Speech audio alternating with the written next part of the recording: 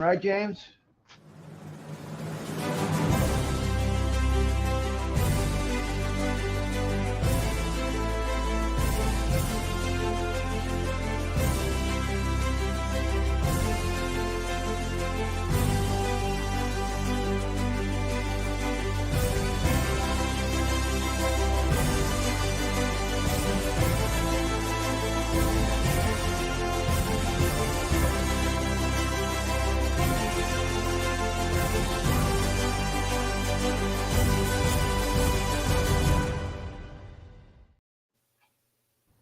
Well, hello, everybody. Welcome to Awakening Your Inner Genius. My name is Ken Pearson, and we have three students with us tonight.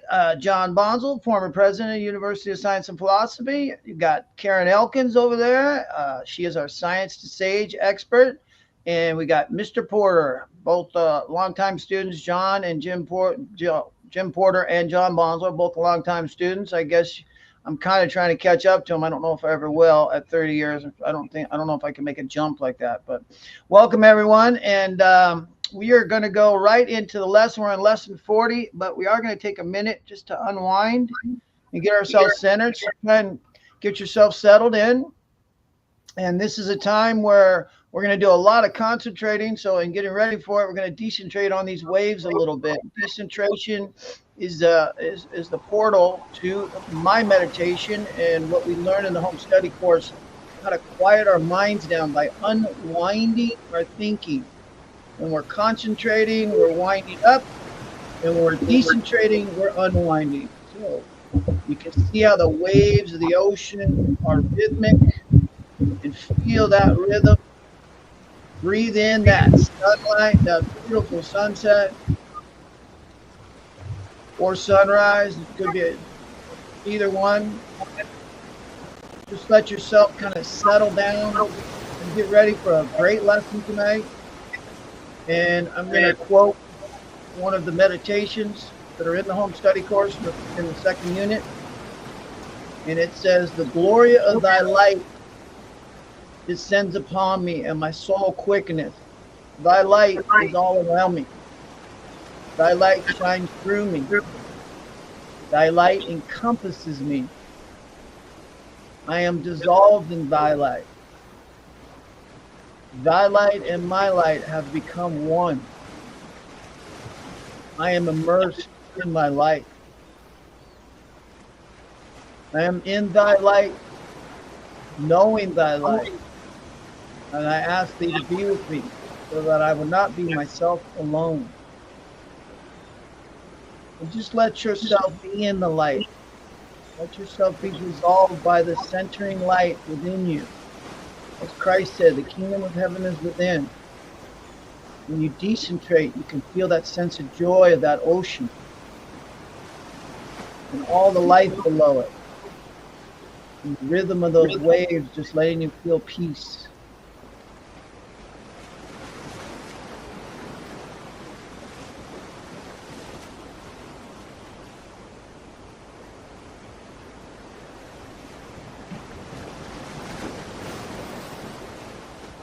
We know that God's light's with us. All right, let's come back.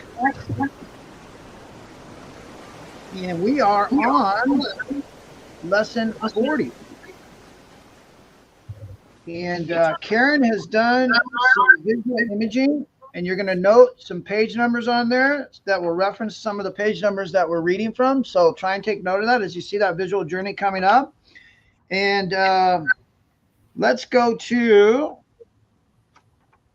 page 764. And John, would you like to read that first paragraph there? Living is expressing that light. I would love to. Okay. Living is expressing that light which has been given. Dying is but regiving back to the one source that which has been given. All light comes from that one source and is regiven to that one source.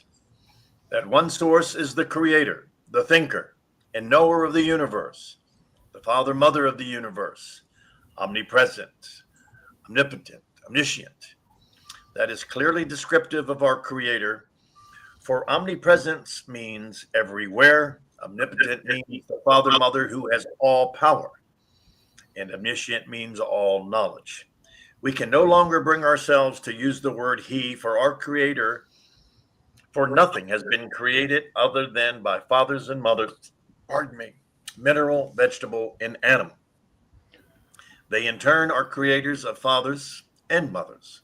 God therefore extends power to all things to create all things by that process which we call growth. All right. You want to share on that? Well, you know, when people think about God, creator, whatever term that people are comfortable with, they never think about those principles. Though, and I know, Ken, that you referenced the three omnis quite a bit, but there's certain truths to that, and that's it. You know, the trilogy, all knowing, all powerful, all present. And people should take the time to think those three things into their own being, into their own knowledge, into their own resources, and see how it fits and applies to them. And once they gather that, then they can go, whoa, wait a minute. Am I really that omnipresent being? Am I really that knowledgeable to have all knowledge accessible to me? And so open up your minds, open up your hearts, and allow yourself to grow a little bit. All right. Jim, would you like to share on that paragraph? Well, how in the world would I follow that? You okay, can do Karen. it. No, I'm kidding. Just kidding. Go ahead. Well, it is just that simple.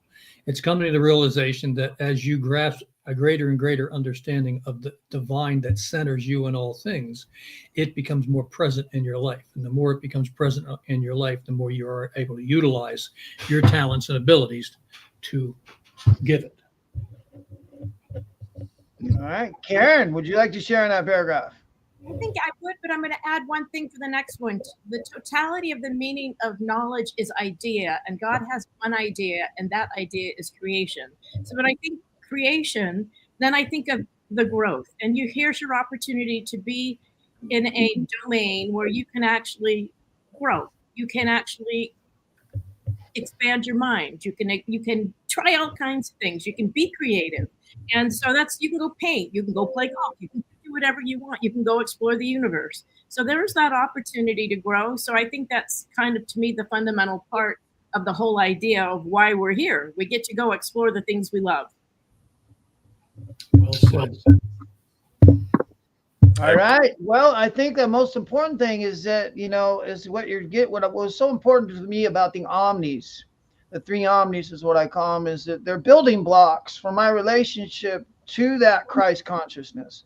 As I apply those principles, and omnipresent is one where it's letting me know that God is within all things and outside of all things. That means everywhere, all the time.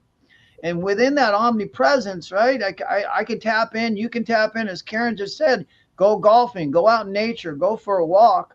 And you can't help but feel something greater than yourself and your environment. Go look at a tree and a bird. I'll never forget the day I was sitting on my porch reading my materials, and a blue jay flew up. And I was reading about art. And I looked at that blue jay and I thought of how many human beings have painted birds, and they can make some amazing paintings. And then I thought about the life gene and that God painted that bird. And that's when I realized, wow, now that's art, right? Is that not art to look at a bird and realize that God created that, and that God is inside me? There's something inside of me, and that I can access that I'm a part of that art. And then the omnipotency, I really love that. We all come from a mother, father. We couldn't have been born without it, right? And we're part of this lesson, I think, that's going to be so important to me, is recognizing that thy mother, father means that God is not about he or she, but both mother, father, and that's what becomes undivided. And from that undivided comes the mother, father. But in the undivided realm, God is sexless. God is all there is. As Mr. Bonzo has said, that Leo had told him, God is. And getting familiar with that and learning to connect to that is you don't have to reach and you don't have to wonder, is God with me? If I invite God in My job is to perform knowing that God is with me, guiding me, and that I want to think with God, I want to feel with God, and I want to act with God by desire. But I also have to have that conscious effort to do that. So I really like this breakdown of the three omnis, and that all knowledge means that God can create with the same system and tools that we can create with, which you've heard about through these lessons, called the elements of matter and the periodic elements of matter, and how that we as mankind can also work with them the same way God does, and that one day we will be there. And I believe we are on the cusp of proving through science and also philosophy the proof of God, which we're going to get to in this lesson is going to talk about the removal of atheism, which is going to be interesting when that day arrives. So let's go on to the second paragraph on 64. Karen, you open that up. Why don't you go ahead and finish that up? You had started that. Where am I? Well, we were talking about the minerals, so you want me to totality of the meaning of knowledge. Oh, I got to go back up. Totality meaning of knowledge is idea. God has one idea, and that idea is creation. God divides his ideas into many ideas and gives them form by thinking process. Man is but one idea, and man also divides his idea into many ideas and gives them form by man's thinking process. So it's just like thinking, what you think is what you get. So, I mean, that's why that's so important.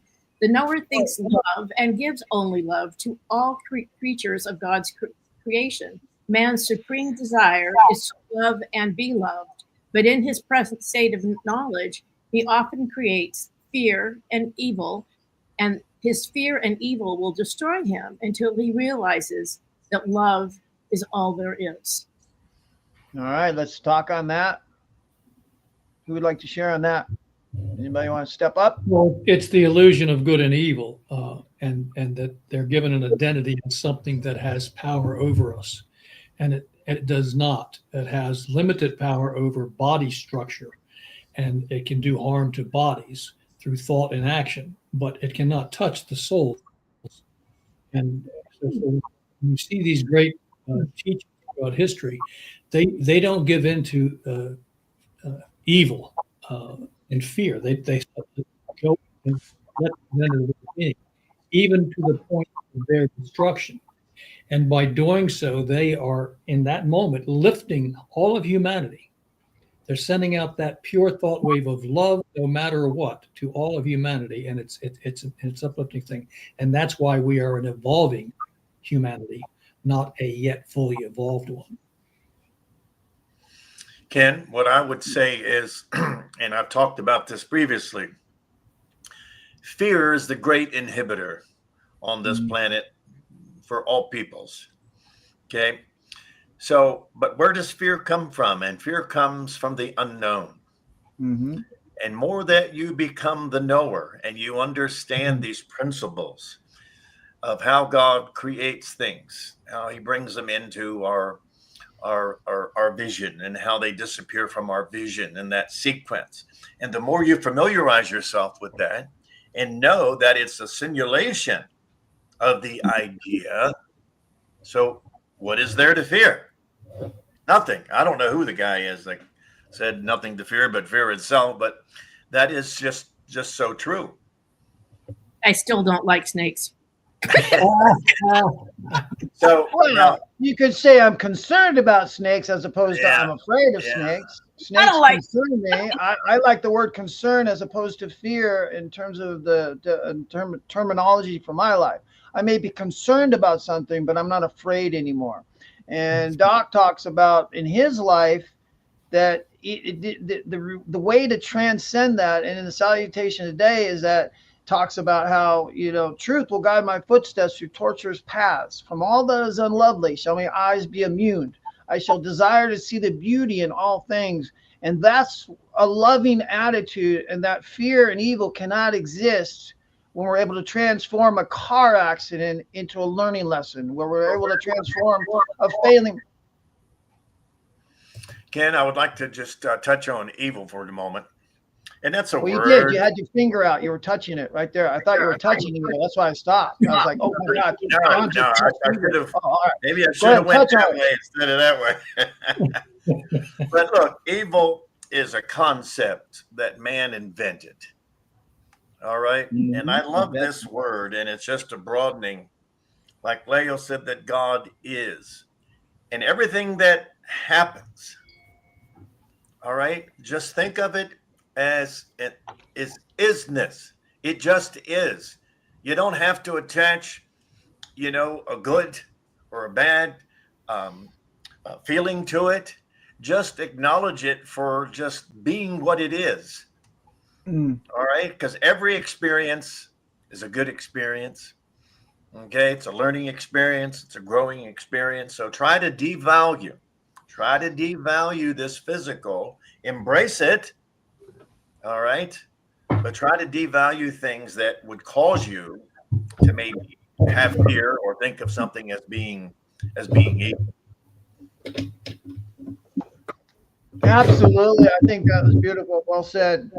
Very well. You know, one of the things that I think fear has also created is when we look at our past. I know for me that my past used to haunt me. And instead of looking at the good things that happened in my life, I used to reflect on the things that I was concerned about. And thus, we could now go back to an old character and I could say I was afraid of. And I was afraid that would repeat themselves in my future. And that's the problem with looking at things of what to be afraid of, as opposed to what I really love is that what did I learn from that experience if it wasn't the greatest experience in my past? What was my learning? How do I transcend it and look at my past with love so that I can be with love right now? And therefore, when I look to the future and I use the love lens, as my girl Kimberly talks about all the time, right? Our love lens, and that love will conquer any concept of fear and evil. If you're in a loving state, you don't feel fearful and you don't feel evil. When I'm in a loving state and I get to luckily be in it often with the love of my life, Kimberly Faith, and I can be in that loving state, there's no fear, there's no evil. My biggest concern is how do I take care of her? But that's not a fear. That's not a fear or an evil, right? If I have any concern, it's just wanting her to have the best. So and again, where does that come from? Love. So it's not a concern or a lacking thing. It's a desiring thing. And thus why love and the learning of love, right? How do you self-love? Let's talk about that for a second. What is self-love and what does that mean to the panel? What does self-love mean? How can we benefit from our studies and help others to recognize what is self-love? Well, I know that my friend there, Mr. Bonzel, has a lot of love for his home and he puts a lot of love into his environment around his home. And in that context, you do that out of a self-love, out of a love for beauty.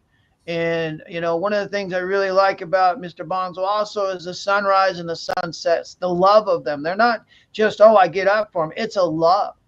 And in his house, hopefully one day he'll be able to show our audience, there's these crystals all around that when that sunlight hits, man, talk about light refractions and rainbows, man, they're eternal in his home. So why are they there? Because he loves the way they rotate around, and he talks about the hues and about the way, look at that refraction over there. And, why does he do that? Out of love. And I know my friend Jim Porter there has these chickens, right? I'm not a big chicken guy, but he loves his chickens and puts love into them. But I do love his eggs. I do like the eggs. I love the eggs that I get from his chickens.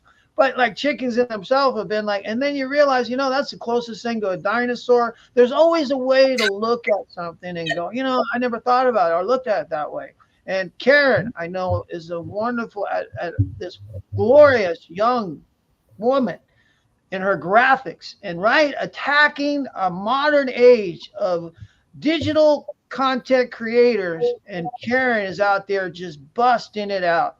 No fear, no evil. I'm too old. I can't do it, man. I got this. And before we started this podcast, as we were giving our accolades about the video visions that she gives us, she said the same thing that we've been reading. Oh, after you do it for a while, it's not very difficult. Well, let me tell you, there are multiple layers of every image you see. It's not just one image. There are layers and layers upon that image that have to be constructed out of love, right? And logging 2 days and doing that. So, Karen, there's an example of, to me, of love in motion, love and expression. Anybody else got anything on how we love ourselves? How do we help our panel to help us to I'm spread that? going to say something about what I really loved about the end of this session with this study was just the intent of the Russells. And the intent was, when you understand this, there will be no more fighting. There will be a sense of balance in relationship. There won't be atheists. You will be able to have your energy. You will know how to transmutate elements and have anything you want. And that really left me with such a warm, yummy feeling, because I know that's true.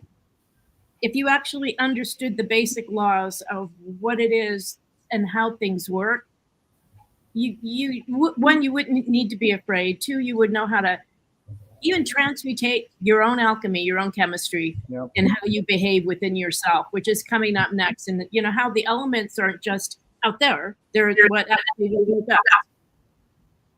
That's why we keep saying you're creating your life every day, and that's what you're hearing. You are the sum total of every action and every thought, feeling, and action you've had in your life, sitting in this moment. And we, as a society, are the sum total thought, feeling, and action of mankind.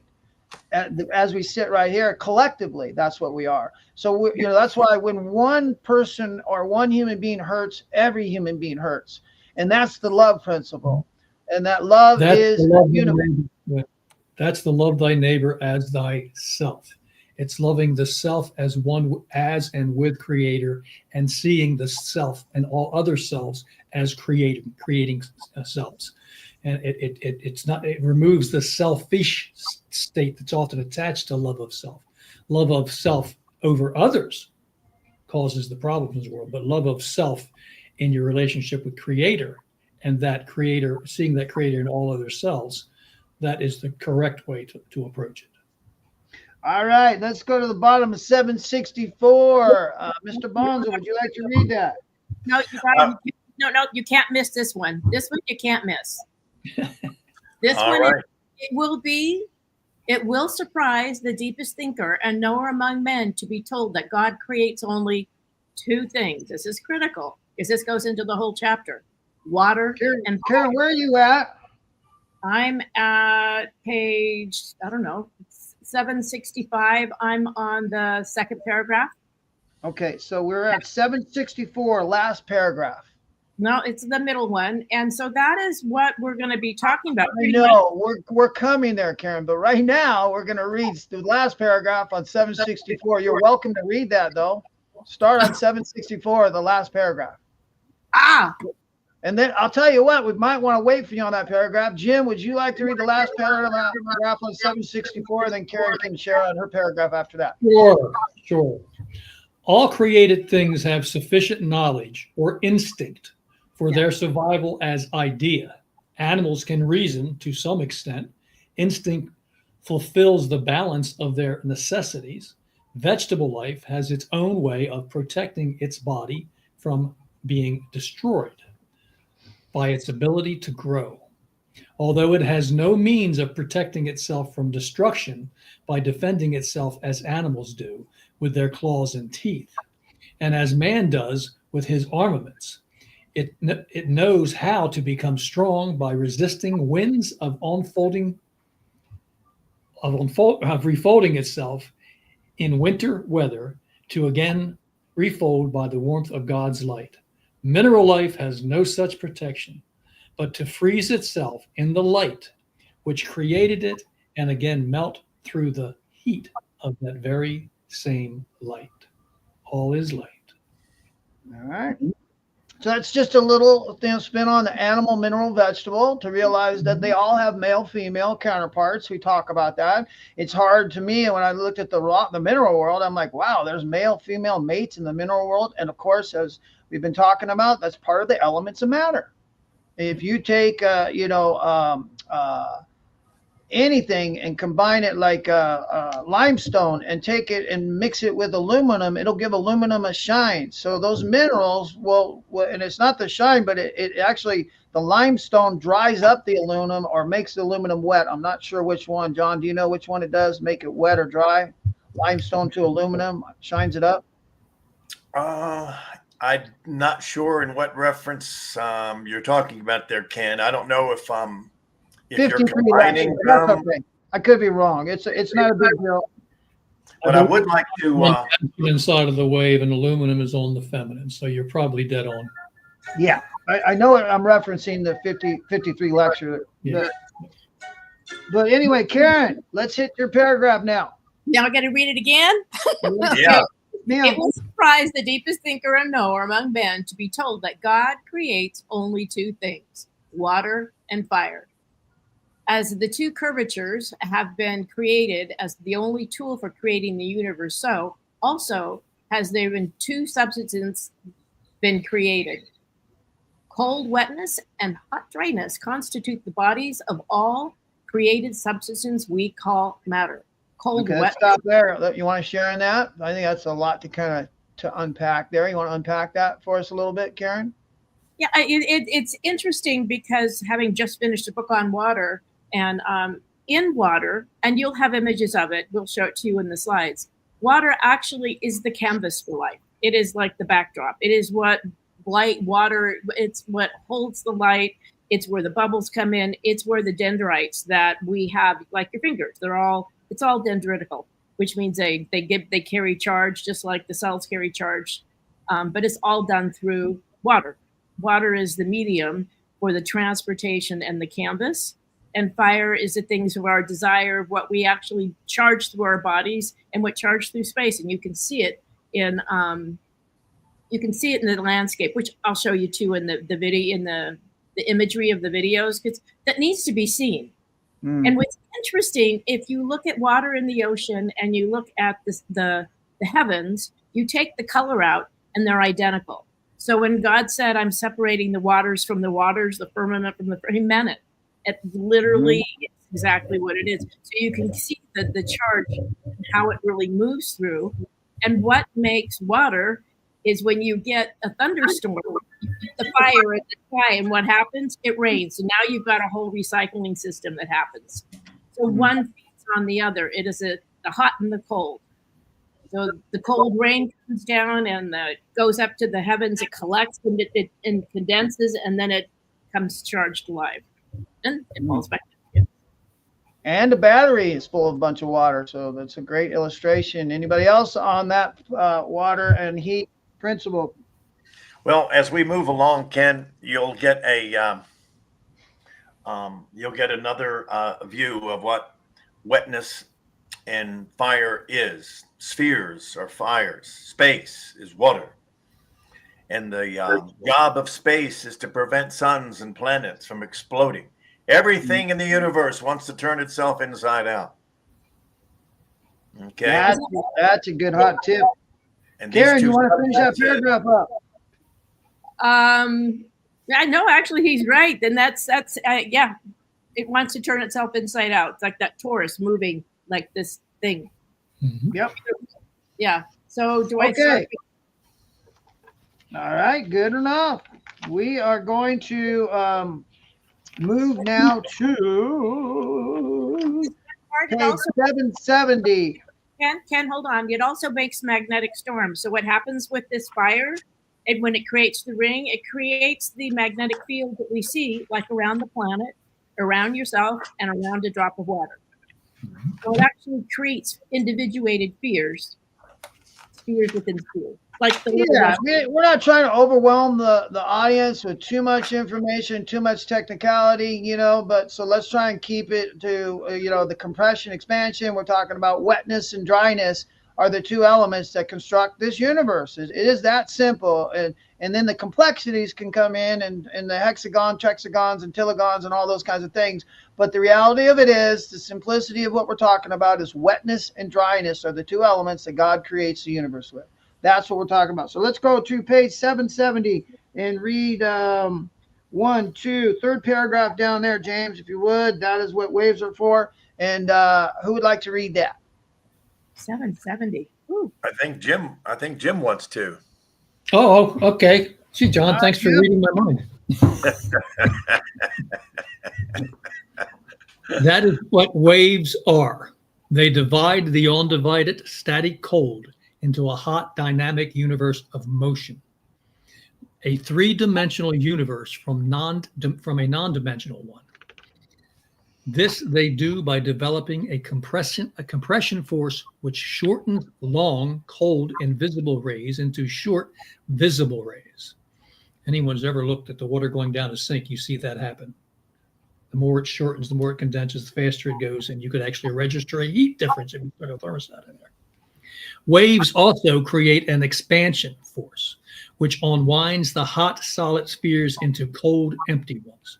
Nature winds them centripetally and conically, and unwinds them centrifugally in one equatorial, which is an angle of 90 degrees from their conical axis. Now, stop for a second. Okay, can we bring up? Yeah, I'm going to let you talk on that, Jim. And James, can you bring up that image, number 51? There you go. So that might help you out a little bit, James, to talk from there. Jim, rather. All right. I was just going to say an example. This is where Eve is derived from the side of Adam. Remember, we are both Adam and Eve. At 90 degrees to Adam's inwinding dominant masculine, Eve is born and becomes dominant feminine on the outwinding at the equator of all bodies. So these things are written in verse way back then for people that would not understood the scientific principle of it, but the scientific principle is sewn in there. And Karen pointed that out earlier. It's in many ancient writings. They just couldn't use the scientific terms then because they didn't have them, but the masters knew. They knew the working of the universe, and now humanity is ready to understand what's in front of us. And that's why the Russells were born here and given the knowledge they have to give to humanity, because we're ready for this. And this will be a transition of humanity. All right. So if you look at figure A, you can see that those are light rays going into a bioconvex lens. And they come to a point when we call that conical, right? So, and what we're taking is compressing light waves. So that's how that bioconvex element is that lens that compresses light waves to make take long waves and convert them into short waves. And then to the right of that on the B imaging, you see a concave lens, which is to take those rays that come to a point and it expands them back into creation. And right there between A and B, you're witnessing the two forces, the two directions that the elements of matter and life is created from, is contraction and expansion. And is there anything you want to add to that, John? Well, what I want our audience to know that they can't see those lenses in nature, but they can know that they exist, and they can know the sequence in which they operate. As you mentioned earlier, it's basically winding up and unwinding. Winding up creates heat, and unwinding creates cold. And it's that simple: up, down, in, out. And that sequence is forever and ever and everywhere. So when we say it's universal law, natural science, that's exactly what it means. It doesn't mean unnatural science, right? This is how God creates. It's very simple. Right? It's not that complicated when you look at it. I agree. But complexity, is what maybe throws man a curveball once in a while. But the sequence of events is all the same. In principle, absolutely. Yes. All right. Anybody else on that? Well, if you look at the convex lens, just look at it as look at that. They are the focus that bring that lens together. It's a dominant feminine wave coming in from the dominant masculine wave, and it forms the lens.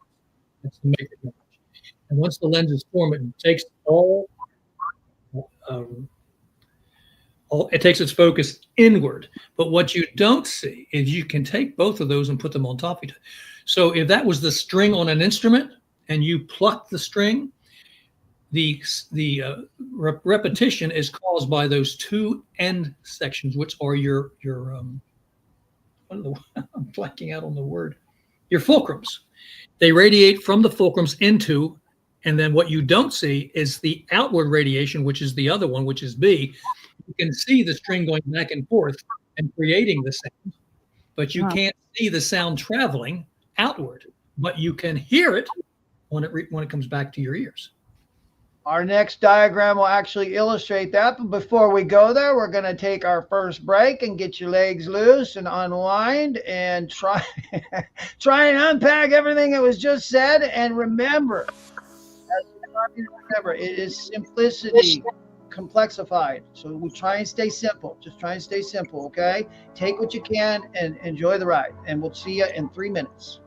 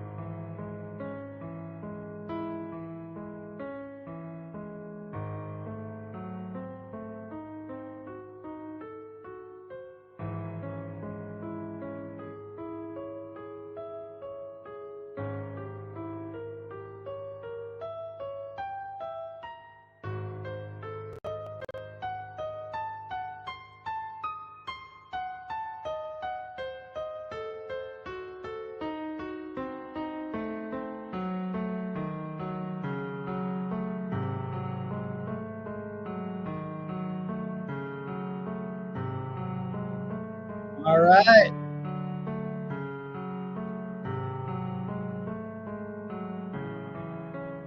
We are back. And what I'd like to do here is, James, if you could pull up the image on 772, that's figure 52. And then, John, can you read the last paragraph on 770 and help us understand what that image is? And you're going to take that all the way through the first paragraph on 773. Alrighty then. James, can you rotate that counterclockwise? Por favor. There you go. Okay. Oh, I did the wrong way. I'm sorry, James. Do a complete 180. One more. There we go. Now we're cooking. Okay, gotcha. And John, you want to go ahead and read that? Um, I'm not sure what I'm reading. 770, last paragraph. I'm sorry. You have your own. You don't have your own. So okay, let's go to 770, James, just so you can see that diagram is what we're going to be referring. We'll come back to in a second. 770, last paragraph. All righty. We print 3 diagrams to make the spiral principle more comprehensible.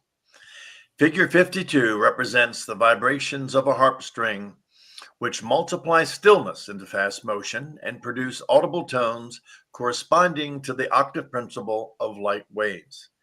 This drawing shows the spiral as though you were looking into the winding and unwinding of it, whereas the winding process takes place sideways from your point of view. You'll see it edgewise, as we have indicated in the little drawing at the top. To make it even clearer to you, take a watch spring in your hand and look at it edgewise. Then turn it face to you, and you will see it as an architect does. Up, James, other way. Oh, there you go. Yeah. You going? You went the right way, James. And we'll go one more page. There you go. Oh, right there. That's right. In his plan and elevation on the same paper. In the lower left-hand corner, you will note the comparison between the sound of the harp string and the light of the spiral windings and unwinding of compression and expanding light. These windings cause that phenomena which we call fusion.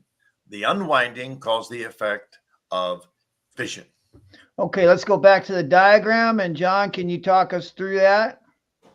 Okay. There you go. All right. The top So here left. we have, Go ahead. I'm just saying, so here we have a drawing, right? And Doc's giving you several points of view. All right, so we're looking down on it is the big one, right? And then you look in the center. Now we're looking sideways as if it was a single plane.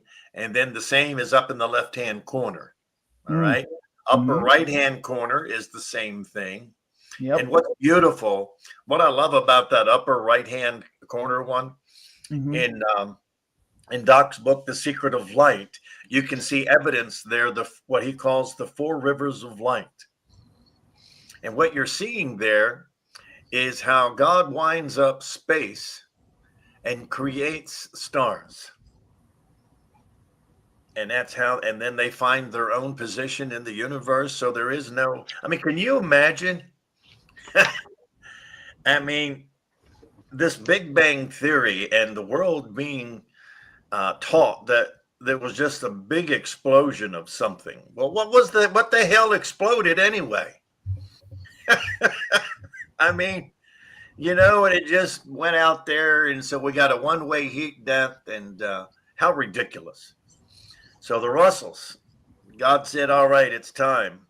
It's time to turn this ship around and get it on the right track. So, so I don't want to get too detailed here, but you see the one on the left-hand middle. Can you zoom in on that, James? There we go. Beautiful. Gravity and sound. And light and sound are one. Right. There you see it. Gravity multiplies, divides, and balances light and sound. Opening and closing spirals constitute the heartbeat of the universe. Beyond that, we cannot go. That's it. Yeah, that's true. Good. I just think it's so cool. Fusion and fission, right? And most times you hear those things, you have no idea what they mean. And here is an example of exactly what it means. And fission is to create and to densify, and fusion is to expand. That's right. Fission is to concentrate. Fusion is to expand. Compression, expansion, same pistons, same principle. So if science would just use gravity as God does, it can create fusion all day long. But if he doesn't recognize Yep. and understand that process, then he'll just keep experimenting, and maybe someday we'll find it. But by the Well, way, man, I did see something the other day with this 14-year-old kid had created his own little fission um, experiment, and how he was hired by uh, by a company to take his concept and do it. So whether he intuitively understood these principles, but he was able to make it happen, on a small scale. So, but for him to have done that, he would have had to have followed these concepts. all right, we're going to come back to page 773, if you would, James. And let's go with the third paragraph, and we're going to come back to the second paragraph just because there's diagrams exemplifying it. But right now, to try and simplify this a little bit, let's go to the third paragraph. And Karen, would you read that, please? As a lay student, that one, as a layman Yes. student, Yes. it would be helpful to you if you give a homely and familiar example of nature's spin winding and unwinding chronically and centripetally in many extending planes, and centrifugally in one equatorial plane, which spins at the angle of 90 degrees from the axis of centripetal winding. The scientists will understand this without additional explanation. Go ahead and keep reading. Okay, you are all familiar with the cotton fiber, which loom spins into yarn, and cloths, strings, ropes, and other necessities for human existence. Why do man need to do this? Why does nature want to spin weak, invisible light rays into strong substances, just as man spins weak and almost invisible cotton and linen fibers into a strong, visible fiber like thin and thick ropes or strong cloths? Not many Okay, people. you can share on that if you'd like. Well, when you have your weave, which you have your three colors of light, red, blue, and what is it? Red, blue, green. Green, yeah. And you actually see that's exactly the weaving that goes into your TV sets, which creates nothing but a bunch of dots. That weaving creates what you see even right now. Mm-hmm. And so it also is the way that it weaves is the way that a loom weaves, which I'll show you later in some of the videos. But it is a way light weaves the fabric of creation, and it is through the weaving. Oh, John's got it there. Yeah, we're all weavers of light, if I'm understanding you correctly, Miss Karen. Yes, we're all been woven of light. That's why it's so funny, because we get so wound up early, because we are human, H-U-E, the hue of the web. And so when everybody, and if you look at the color wheel, it's got the different color shades in it, from purple to yellow to whatever. And if you look at the human skin tone, it has different variations of that all along the spectrum. So we're all on the spectrum, and we're all human. So yes, we're all woven by light. And those light rays are hues. They're hues. Yep. That's right. All right, James, Jim, you got anything you want to say on that? Oh no, that was beautiful. Okay, then would you like to read the last paragraph on 773? I'd be happy to. Okay. Nature does it to manifest her many ideas, which have been divided from her one idea of creation. Man does it in order to manifest one of his many ideas by being able to survive the changing weather and to perform work which also characterizes the idea of he manifests. All right. Let's go to James. Let's show him 774 image right there, figure 53. And John, you want to tell us what that is? There we go. There's how your stars are born, the four rivers of light.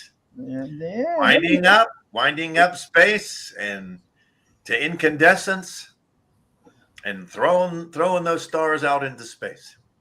Beautiful. And why do you call it the four rivers of light? Okay. If you'll look at the spiral, if you'll look at it, you'll see that it is going in a counterclockwise rotation.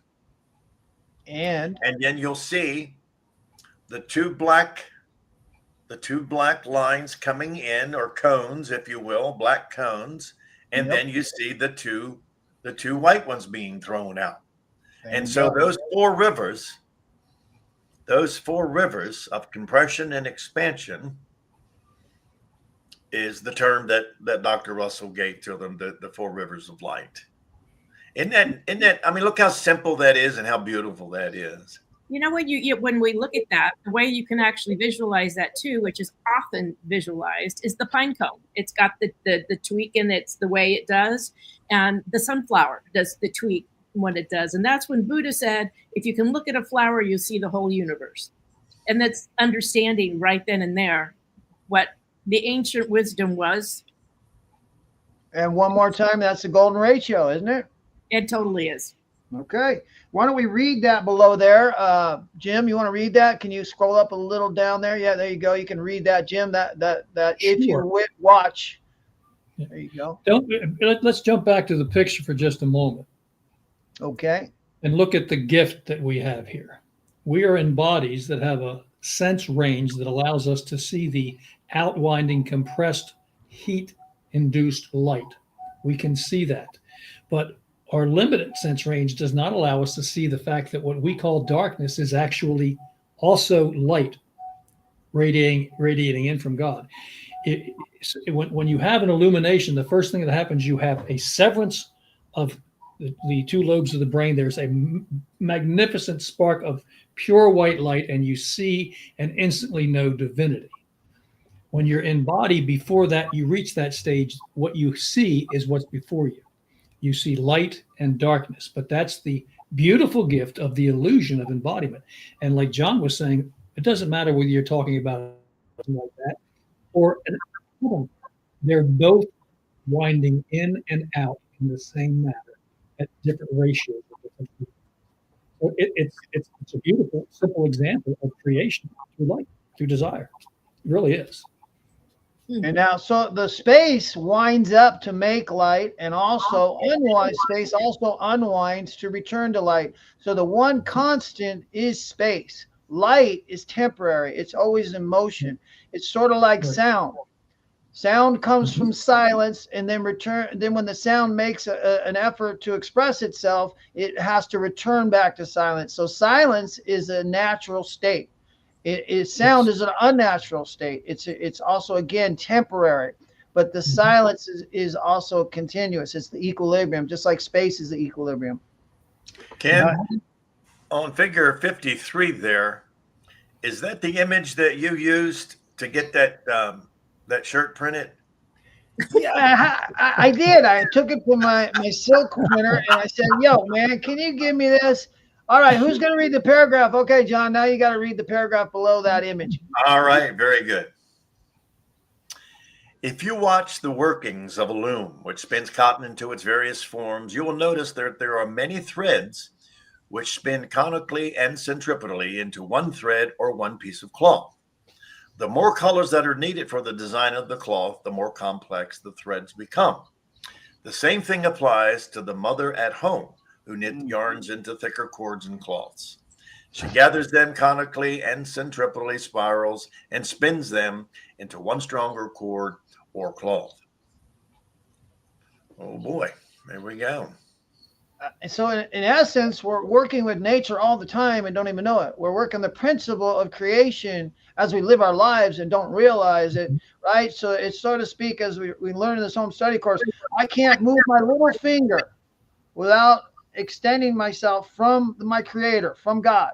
God has to allow me. I have to work with God to move that finger by desire. But without God, that finger will never move. So how often, but if you're not aware of that, then that finger movement doesn't mean anything. And some people refer to it as the butterfly effect, right? About a flapping of a butterfly creates tornadoes and hurricanes in other parts of the world. So the same thing applies to what you're doing every day. You are either working with God knowingly or not knowingly, and it's the agony of you if you're not aware that you are working with God, because God's always there. That's that consistent state. So it's really, for me, it's about building that relationship within myself to that inner light, that still voice, and desiring to connect to it as I walk through the day and learn these things and see these things in nature that we're talking about. This obviously not only looks like the golden ratio, it is, but it also is describing. And Karen, you want to read this? What's in that box there? Is that the more the physicist can command the principle? Is that it? Yes. Okay, the more the physicist can But can you read the first one above it? I'm sorry, James. You just scroll up a little bit. Oh, I got it. If you watch the workings of a loom, which No, spins. I'm sorry, Karen. Just that top part in a curved. Oh, I'm sorry. In the curved universe, all direction of momentum is curved, and all motion is spiral. Okay, now we can go down. You can read that now. Okay, the more the physicist can command this principle of the winding and the unwinding of nature to produce visible light rays from invisible light rays, the more he can command and control gravity to produce his needed miracles. He also learned to control it to surprise and extend, as we have clearly outlined in our very first pages on lesson number 37. And I think the great miracles that we have, and I think a lot of them, if I get it right, we've done. So the power projection from somewhere to somewhere one wishes to project it without the need of wires. Isn't that our cell phones? Isn't that what we're doing these days?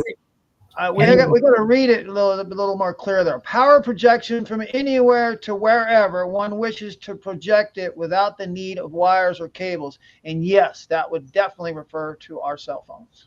Right, that's what I thought. And the power of converting solar rays to light and power, that goes into our fusion, the cold fusion that they're trying to cell power, solar cells. Yep. Which I don't think were, and you got to remember your skin is also like a solar cell. It also takes it in like a panel and does the same thing. And the other one, which is number 3, is your skin is converting solar rays, converting light into power, right? We have to have sunlight. We need sunlight every day, right? 20 minutes minimum every day. We should be having sunlight. And why? Because it powers us up. Just like Karen's saying, we are empowered by the sun. We are powered by the sun. That's why we can't just stay in the dark and stay in a cave all day long. Go ahead, Karen, and if you would like to go through to the third one.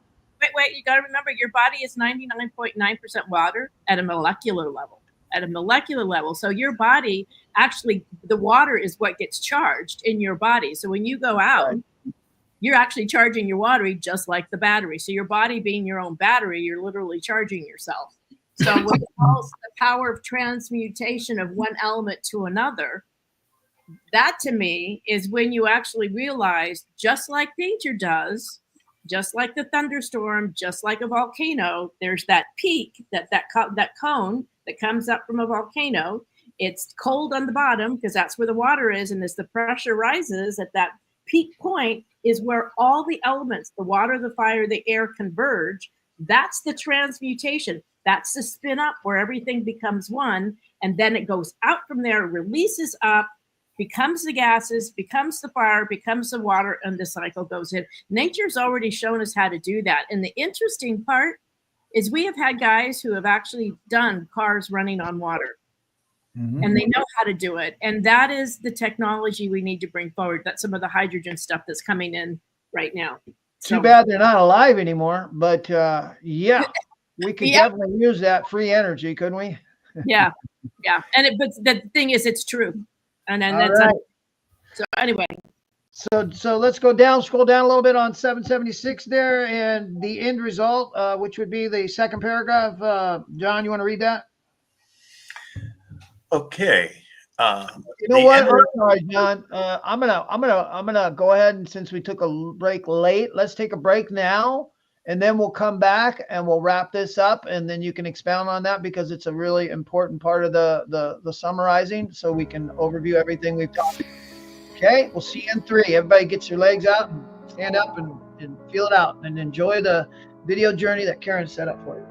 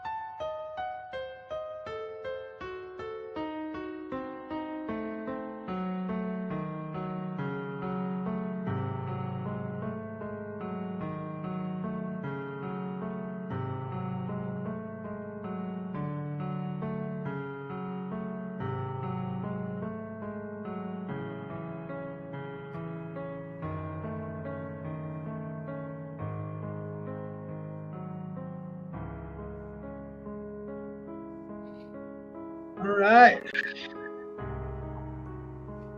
Y'all come back now. You hear? Y'all come back now. You hear? All right. Hello, everybody. Where were we? Oh, yeah, we're reading the home study course. Okay. Okay, John, would you please read that second paragraph, 776? I would be glad to, Mr. Kenneth. 776. There you go. Okay. Second paragraph. You want me to read? You want me to read number 3? Yes. No. Oh, yeah. You can if you'd like. As it leads into that paragraph. Sure. The power of transmuting one element of matter to another. These 3 miracles of man's mind knowing will be discussed in their principles made crystal clear in the last lesson of the 11th unit of these lessons. So I was going to go ahead, skip that paragraph and go down to the next one, John. Okay. The end result. The end result we wish to obtain is to make man see that the roadmap we are giving him leads to the very door of the creative source. He will then thoroughly know that the power of the eternal God is the only possible answer, not only to the source of himself, but to the source of all creation. Keep going. If we succeed in doing this, the atheism of part of the world will disappear, for no great nation will permit itself to fall behind the science standards of the God-believing 3 nations. It will end the disunity of the great religions, which have brought fear into the world by preaching sin and evil and punishment during life and after death through their conception of a God of wrath and vengeance. It will also bring balance into the world home and the family home. As a final achievement of colossal importance, it will end the degradation of women and place her as an equal by man's side. Right. These things have been achieved. The age of slaughter of such eons long experiencing will end, and there would be brought into being the age of character based on love and the oneness of all mankind. Okay. You know, it's interesting. I'm going to be speaking on the 3 lectures that Dr. gave in 52, 53, and 54. And he goes into great detail on this, of how the awakening of man, and when it takes place, which it has started, and it continues, it will continue for 3,000 years, to where the character of man will continue to build, his God awareness will grow, to where all men will know their oneness in each other, their oneness in their creator. What a beautiful life. And, Jim, what do you think? Should we reincarnate in about another 100 years, 150, or give it a couple hundred? I think I'll just come back at the end of the 3,000-year cycle. You want to come back at the end of the 3? No, I'll walk the walk that Mike Wemble has laid before me. All right, very good. So anyway, and Ken, what I'd like to emphasize is that the reason that we are doing this broadcast, this university was founded upon bringing character back into the world. That's what's missing. It's lacking character big time. And it all starts with the individual. So here we are trying to spread this message. We're trying to build character, bring beauty into the world. And hopefully all of our listeners will try to reach out and touch their 10. So we'll have legions of light beings spreading this message, and we'll be loving each other instead of tearing each other down. So, hey, Ken, Karen needs to turn her sound on. I did. Oh, you did? Oh, hello. I'm back in. Okay. I really like that first paragraph that John read in relation to the last sentence there, that it says that we will then thoroughly know the power of eternally loving God. And I'm adding loving in because we've explained that God is love and God is light. Eternal God is the only possible answer, not only to the source of ourselves, right? So you want the answer to who am I? Why am I here? What am I doing? And this tells you it's not only the answer, that God is not only the answer to the source of yourself, but the source of all creation. As John has talked about, as science never really talks about what gravity is, where it comes from, And the reason they can't is because it's of God. And because without that God mind, you can't consider what gravity is. That's the desire force of God. And so, but think of how important gravity is in the process of making creation. It's everything, right? It's what 15 pounds of pressure per square inch is what the earth is the gravitational force field of this earth.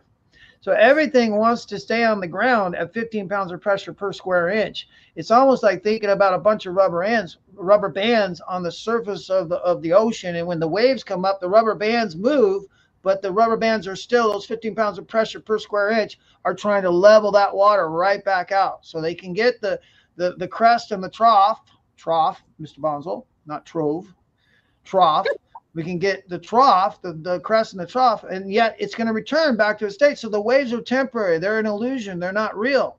But the ocean in itself as an idea is eternal, isn't it? And I have a question, Ken. When you always say it's not real, in my mind, it's still, we're having the experience. Now, it's temporary, but we're here having this experiencing it. It is a light show. It is like the TV, where you can trick your dial, you can pick a different channel. If it was real, though, it would be eternal, right? What's love? What's rhythm? What's balance? Karen, listen. What's love, rhythm, truth, and balance? What are those qualities? Can you see them? I think, like everything else that grows and then returns back, it has an opportunity to have an experience, to actually grow. When you go back to your cube and all those experiences are kept in that cube and you come back and you refold to the next one, you're building, you're growing. So to me, in my mind, they're still a part of your own evolution. So yeah, they're fleeting and they're coming. So that's the good part. I always think when you're a kid, if you always knew you were riding a wave and that wave is going to dissipate and there'll be another wave, and we knew how to ride the wave, and we knew that they come and they go, then we could live life a lot easier, thinking everything that you hit at any moment isn't permanent. It does this. That's what we're saying. Good for you. Yes, very good. Yeah. Very good. Very good. Very good. Very good. John, anything on that? Jim, anything on that? I agree with Karen. It's the gift of light. Yeah. The gift of creation is the ability to experience what we call the ups and downs and the goods and the bads and and ultimately the good of the whole of creation, because it gives us experiences from the most horrific that we may choose to lead ourselves into to the most sublime. Mm-hmm. And we have the option to choose between them. And eventually we learn to choose ecstasy. Right. But there is that principle, that which you can see, you cannot know, and that which you can know, you cannot see. Yes. For love, rhythm, truth, and balance, you can know, but you cannot see them. So they're not temporary, they're permanent. Right. If it was real, it would creation be is permanent. Yeah, and creation is permanent also. It's just permanently in flux. Both are permanent. That's okay. Yeah. John, anything on that? Well, as I'm listening to my fellow panelists here, okay, the thing, Karen, that you want to understand is this course and the scientific principles are to allow you to understand the building blocks of creation. Mm-hmm. And so you don't want to get caught up in the illusion, but you want to know what the illusion is. And as Jim said, it's here for life's lessons. It's here to be enjoyed and embellished, right? It's a wonderful thing, but you can go too far. This body will take you to where it won't let you do anything but whatever is sense related. So when you know your true God self, right? And you can command matter and you can command light at will, that'll be a wonderful thing. So we're not discrediting life itself. We're just saying that know it for what it is, know from whence it comes, and know from whence it returns. I love that. I totally agree with that. All right. Yeah. Good. All right. Let's go to 777. Lucky 777s and read the. Who would like to read that second paragraph there? Would someone like to read that? And Starting with this is a letter to the students, and we're going to just get that message and see what Leo and Walter were saying at the end of this lesson. And it kind of says there's some good things in here, so I wanted to go through a couple paragraphs there. And we have about 15 minutes left. It looks like about 18 minutes left. So who would like to read? We trust that the time has now come in man's unfolding when he is ready to use his earth's great natural supplies for the benefit and good of all mankind. That's a big trust, but I agree with them. This can only be accomplished if man has a way of life in which he lives the inviolate law of rhythmic, balanced interchange in all his transactions, whether they be marital, social, or business. All the glorious benefits of man's universe are of little avail if man does not live God's great law of balance. Until he does, he will have one tragic experience after another in his personal life, which would ultimately multiply into worldwide catastrophe. Walter Russell. Now let's go ahead and share on that paragraph, Jim. Rhythmic balance interchange. Would you like to share on that? Yes, well, it's exactly what it's saying. When you have a rhythmic balance, when you have equal regive to that which is given, it's a flow. It's the very wave cycles that you're talking about. But when one prevents that equal, if you receive and then you don't equally regive, then you start to stall and slow that flow, and you start to get stagnation and resentments and all the things that lead up to war and murder and all the things that follow people who find themselves incredibly frustrated and angry that they can't have what they see other people holding on to. It's an evolutionary awakening that is going on the planet. It really is. It's happening. But like John said, it's going to be a slow but steady awakening, but it is happening. John, would you like to talk anything about rhythmic balance interchange? Well, it's the essence of creation. And that last word, balance, I want to say this, that is the one gift that Leo gave me, that word balance and demonstrating it. And it was real simple how she did it. You know, she pointed out a little tabletop. There were X number of things on there. So she arranged it to where it was out of balance. And she says, and as you look at it, it catches your eye, because your eye will focus on that which is out of balance. Then she rearranges it to where it's perfectly balanced, and your eye doesn't focus on anything because it's balance. So as Mr. Porter mentions, as that giving and regiving, all right, as that becomes part of man's thinking, all right, the whole world will change. And I feel it. I'm sensitive to the world out there, and even though I live in a secluded zone, but I am aware of what's happening, and I feel that there is a change coming, and I'm very proud to be part of this panel and this process to help awaken man to his own divinity, and so life can be beautiful for everybody. Let me simplify it for John. There's rumor that Leo followed up with, was she said, "Now, John, let me make this easy for you. Do you see what your cousin Jim is doing? Whatever you do the exact opposite, and you will be back." Yeah, I live by. That's funny because I hang out with John and I look what he's doing and know. Okay, do the opposite of what he's doing, and you'll have rhythmic balance interchange. That's exactly right.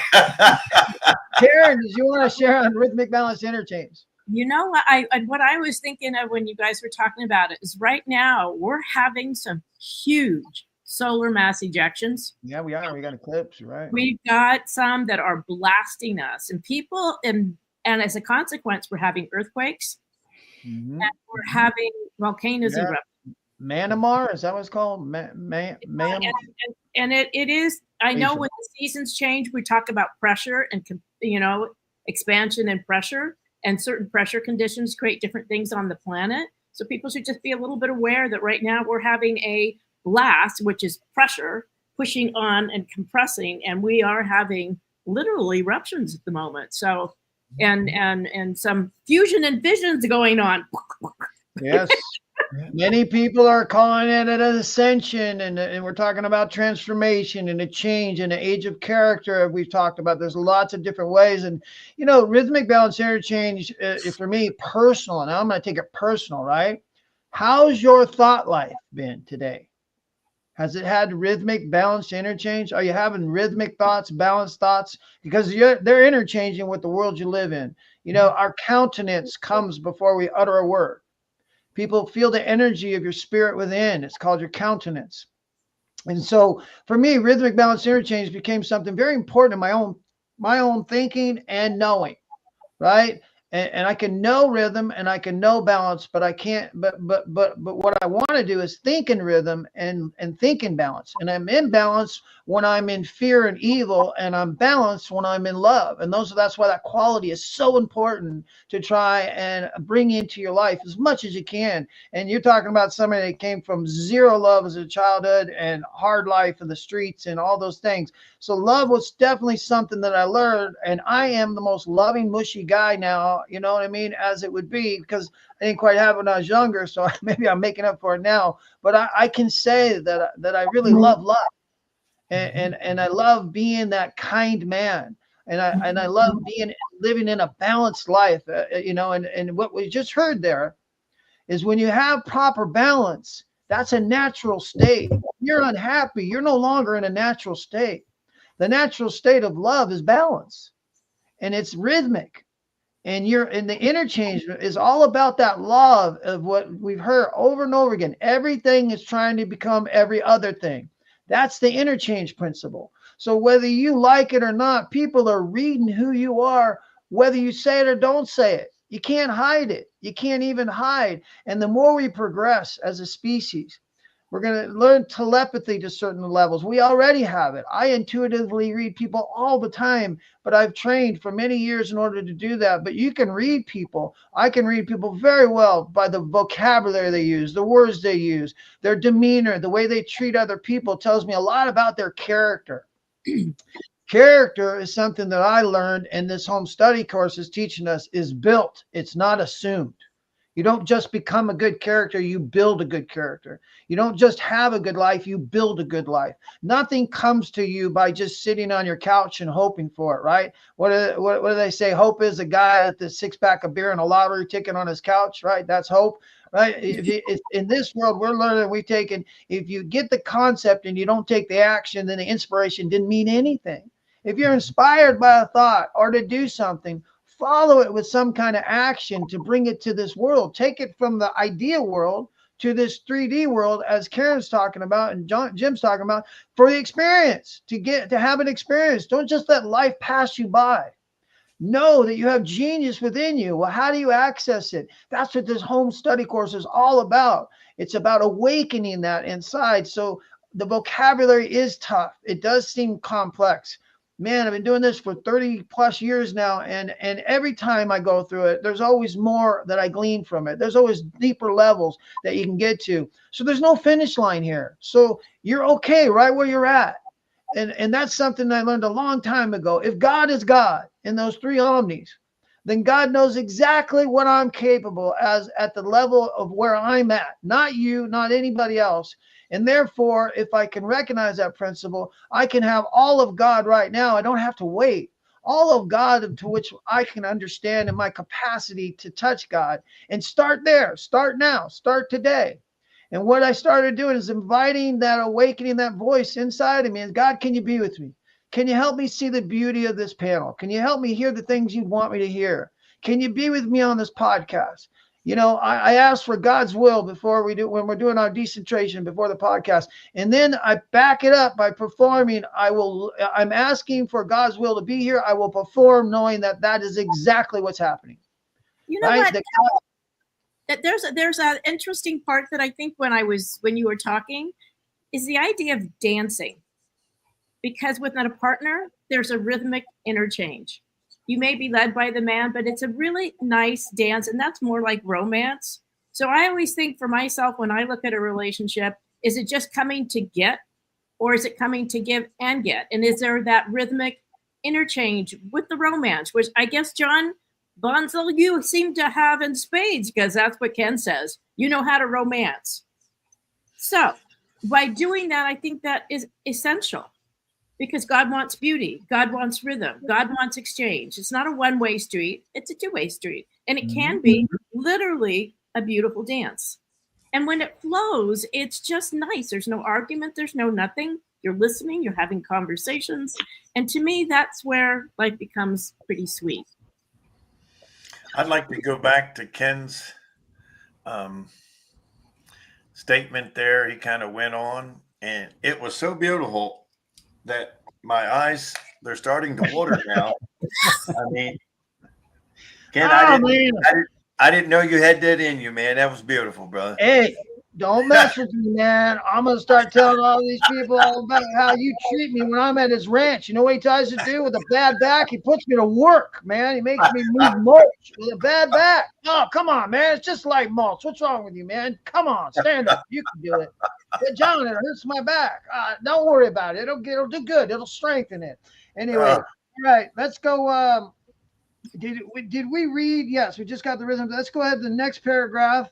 And on 777, James, last paragraph, Walter Russell. Who would like to read that? Karen, you want to read that?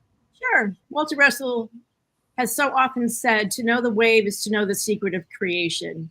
You make you know the wave principle is the principle of these lessons. For centuries, man has repeated the statement, God is light.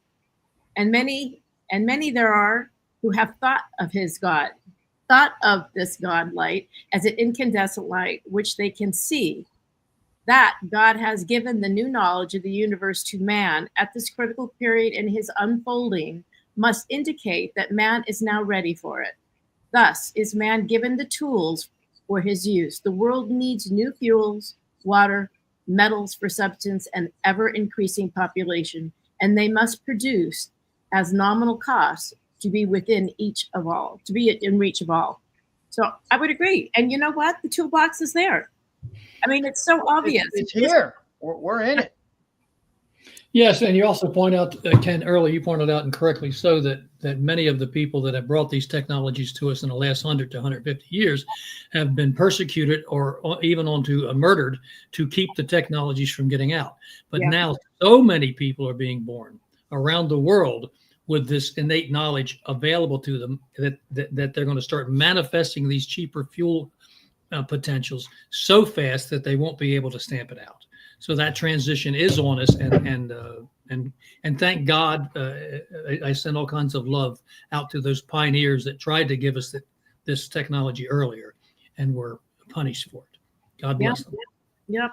But as we read in here, when I meant here, I meant the home study course. Within this 10 and 11 unit, we're being given the secrets to transmute. We just read it, those three principles: to solar technology, transmutation, and those elements of the wave. And that's what we're being revealed here. And they're trying to reveal it to us in the simplest form. It's not that everyone here needs to become a scientist, but to know the science of your creator is to know yourself, right? That's what we're learning. And again, it comes down to compression, expansion, right? We're not going to complicate it. Let's go ahead and read. Unless anybody wants to share on that paragraph? That last paragraph we read, God is light. Okay, then we will finish here on 778. We will read that first paragraph there. Who would like to read that? Mr. Bonzel, would you like to read that? I would love to read that. Okay. Oh, I thought you never asked. We give this knowledge now to meet the world's needs, and with the deep desire and prayer, not only all man's needs will be met, but by so doing, a new era may come into being wherein all mankind will become more aware of its oneness with each other through a greater understanding of the principle of life itself. For to know this principle is to know how each man is dependent on his fellow man for happiness and survival, since all living matter in this universe is a dynamic extension of itself. Working in unity, man will not only survive, but he will live abundantly and ecstatically, for he will then have become aware of who he is and what he is, and he will know his true purpose on earth by expressing the great laws of the Creator from whom he extends. So, would you like to share on that? yes. So that statement right there, that paragraph should give all listening hope that we are transforming. We're moving into a new era of human relations. So the science will be there. So I think it was Alexis Carrel that said that man is the least known of all the sciences. Yeah. But yet man is man's greatest asset. So I think that lesson is still being learned. But when it's learned and understood completely, we'll all have better lives. So that's the responsibility that we have as those that embrace this message, is to be an example of these teachings. Try to live these principles, try to demonstrate these principles, to family, to friends, to neighbors, to associates. And you never know when that seed will start to blossom. Yeah, and I really love about that last paragraph is it tells me how much I need everybody, not just anybody, but everybody. We're all connected indissolubly as everything is trying to become every other thing. And Mr. Porter talks about we're all trying to become male, female. We're all interchanging, which is a difficult concept. But when you think of it, everything is trying to become every other thing. You start to realize, yeah, that kind of makes sense, but then the most important part to me is how important people are.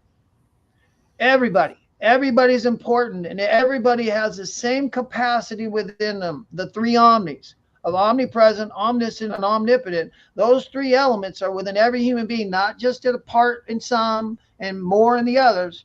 We all have the full abundance of what God has to give, and that is love, and the desire to express love. We use light, right? And there's two parts to prayer. You can't just sit here, God give me this and God give me that, and I will trust that all these things will come into my life, and then go out and worry and be concerned that are they going to come or are they not going to come? If they don't look like they're going to come, maybe they will come. The carpet's going to get pulled out from under me. The two parts to prayer are real important to me. Whatever you pray, make sure you give a performance that adheres to that prayer. When you talk to God, there comes a performance. Yes, Karen. Just a thought on when we know that God only makes fire and water, that is still the alchemical aspect of yourself, which is also a science and a technology. And in the Eastern traditions, where Walter Russell used to carry his Bhagavad Gita in his pocket, he understood, again, we are to become more people of character. We can learn to create and harness our own elemental self to be the best that we can be, to learn that our breath, the air we breathe, what we say, the water, what we store in our body, what we keep, and the fire, the desires that we go with. All of those are still what we do with ourselves as transmutation of elements to become our better selves. Yes, beautiful. Well said. Okay, that's it. We are a wrap for tonight, and we're going to enjoy this great visual journey that Karen has created for us. I want to thank everybody for being here. We didn't get to too much of our questions and our audience, but we know you're there. I'm glad we got through the lesson. It took the whole hour and a half to get there, and we will do some question and answers. If anybody has any questions while we're doing the visual journey, now would be a good time, or statements, now would be a good time. And then when we come back, maybe Karen, you could read those or let us know who's there, since I don't know how to, I can't multitask. I'm a man. I just want to say, when you watch the video, I tried to put in, like we talk about the skin, but I put in nature. So you guys can contemplate when you go for a walk, all of a sudden you can see it as you're walking in this world and how it actually builds things. So I did put that in mind just for our own thinking. So when you take a walk, you can have those aha moments. There's a few. in there. I wanted to And say you to know, our audience, I'd like to give them an invitation to join me Wednesday night. Hmm. And I'm going to be speaking on the lecture thank you. series, actually, of Dr. Russell, 1952, 53, and 54. And it is amazing to hear Doctor's voice and to basically, like, here we are reading and we're conversing over the home study course, but to try to imagine sitting in that room with Dr. Russell and him demonstrating and drawing on a chalkboard and speaking of these principles and his illumination. Look at that. I mean, what a treat! What a treat that must have been. So anyway, I'd like everybody to join me Wednesday night, if possible, 7 o'clock. Love to have you all join us. Eastern time. Yeah, thank you for making Yeah. that announcement. And one more thing on the visual journey, that Karen has put the page number and the paragraph that's referencing the imaging that you're seeing. So if you want to go through your home study course to see where the quotes have been pulled from, you can see them there. And if it's somewhere else, she references the books they're pulled from. But the page numbers are now going to be put on the visual journey just so you kind of have a roadmap. That's a new thing. I want to thank Karen for putting up there.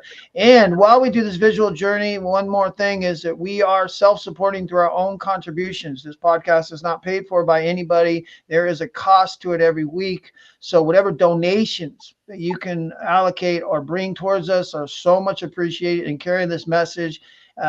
Even just a little bit. You don't have to dig deep. And if you can dig deep, that'd be great. But whatever you can contribute is a big part of participating also. Just because you're not on a panel does not mean that we don't feel you, we don't love you, and that we can't connect to you. We can, and that is what our goal is. So as we see the visual journey, we'll come back and see if we got any questions or anything we need to wrap up. But in the meantime, why don't you enjoy this visual journey that Karen set up for us?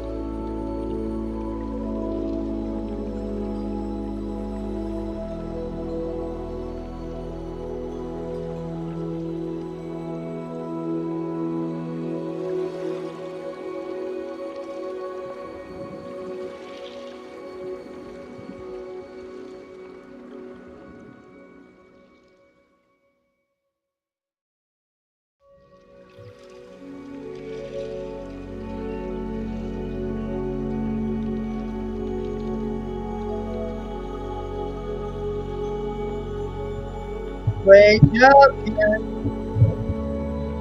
You guys are on mute. I do my best to mute myself from time to time. Beautiful, Karen. All right. Oh, wow, Kenneth, man, you got a super blast. Thank you, Kenneth. That is so well needed. Oh my gosh. You know, Ken? the average cost of this, just so you guys know, is around $2K a month. I don't want to put that out there and intimidate, just letting you know, as I said, we are self-supporting through our own contributions. So we appreciate that, Kenneth. That is a way to step up. That is so much appreciated. Thank you so much. Gosh, that is a great donation. Ken, I used to work with that young man, Kenneth Meadows, And he so he has recently reached out, and he's joining us now, and he's reading, and I'm so proud of him. And he's joining us in the evenings, and he's doing his part to spread the message. So anyway, Ken, shout out to you, buddy, and we'll hook up soon. he says that to me all the time, Ken. I never see him, but good luck.